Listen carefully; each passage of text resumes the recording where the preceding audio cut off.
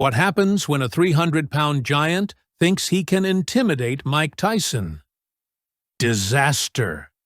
This is the story of one of the most shocking confrontations in boxing history. A fighter who thought his size would protect him learned the hardest lesson of his life. If you want to see how Iron Mike delivered instant justice to this trash-talking heavyweight, stay until the very end. Trust me, you won't believe what happened. The year was 1988. Mike Tyson was at the absolute peak of his powers. He was the undisputed heavyweight champion of the world, destroying opponents in the first round like they were nothing. But there was one man who refused to show respect. His name? Mitch the Mountain Green. This guy was huge, 300 pounds of solid muscle and attitude. He had fought Tyson before in a 10-round decision back in 1986, and even though he lost, he survived all 10 rounds. That gave him a false sense of confidence. Green started running his mouth everywhere. In interviews, on the streets, in gyms, he was telling anyone who would listen that Tyson was overrated, that he got lucky, and that he could take him down any time, anywhere. He called Tyson a coward. He said Tyson was scared to give him a rematch. He even claimed that Tyson's team was protecting him from real fighters like himself. Big mistake, massive mistake, because Mike Tyson doesn't forget disrespect, and he never backs down from a challenge. It was August 23, 1988, around 4:30 in the morning. Tyson was driving through Harlem with his bodyguard when he spotted something on the street. There he was, Mitch Green, standing outside Dapper Dan's, a famous clothing store in Harlem, still running his mouth to anyone who would listen. When Green saw Tyson's car pull up, he couldn't believe his luck. Here was his chance to prove himself, to show the world he wasn't afraid of the so-called baddest man on the planet. Green walked right up to Tyson's car window, pointed his finger, and started screaming. He was talking about money, about contracts, about how Tyson owed him a rematch, about how Tyson was a fake champion. The insults kept coming. He called Tyson every name you can imagine. He questioned his manhood. He disrespected his family. He even made comments about Tyson's personal life. Now, let me tell you something about Mike Tyson.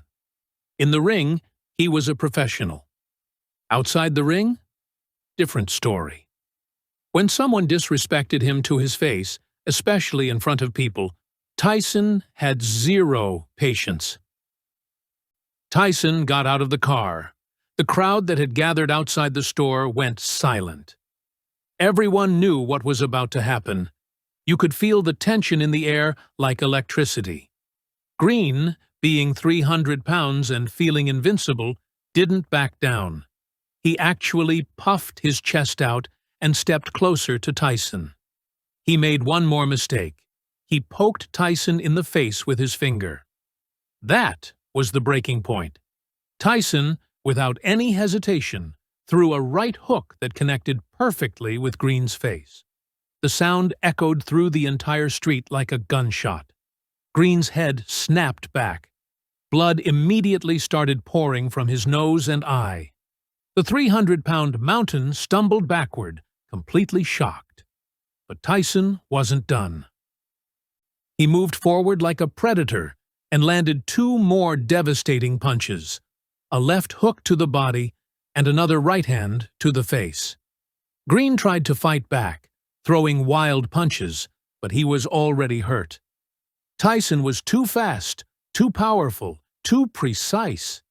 Every punch Tyson threw landed with knockout power.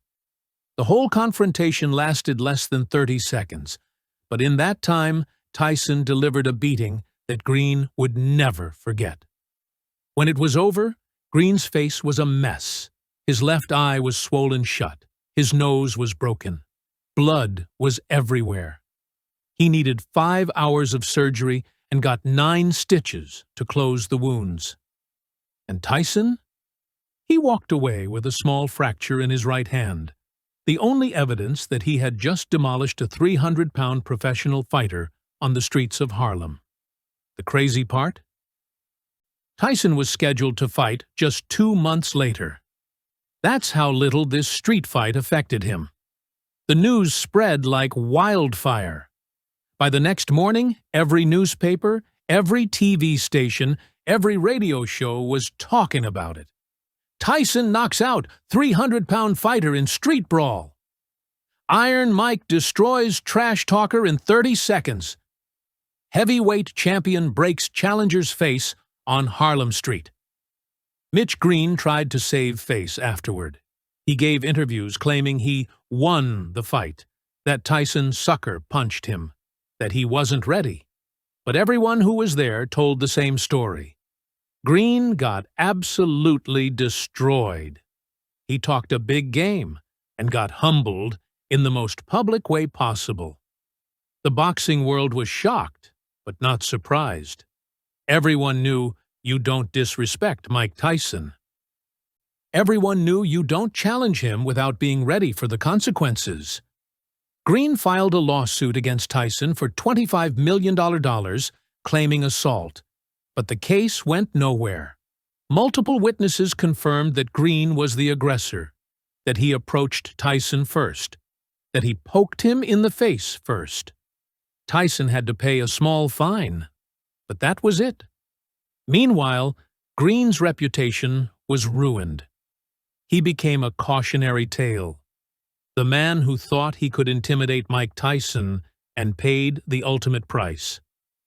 Size doesn't matter when you're facing someone with superior skill, speed, and power. Mitch Green thought his 300 pounds would intimidate Tyson. He thought his size would protect him. He thought he could talk his way into people's heads. He was wrong on every single level. Mike Tyson didn't care that Green was 300 pounds. He didn't care that they were on the street instead of in the ring. He didn't care about the consequences.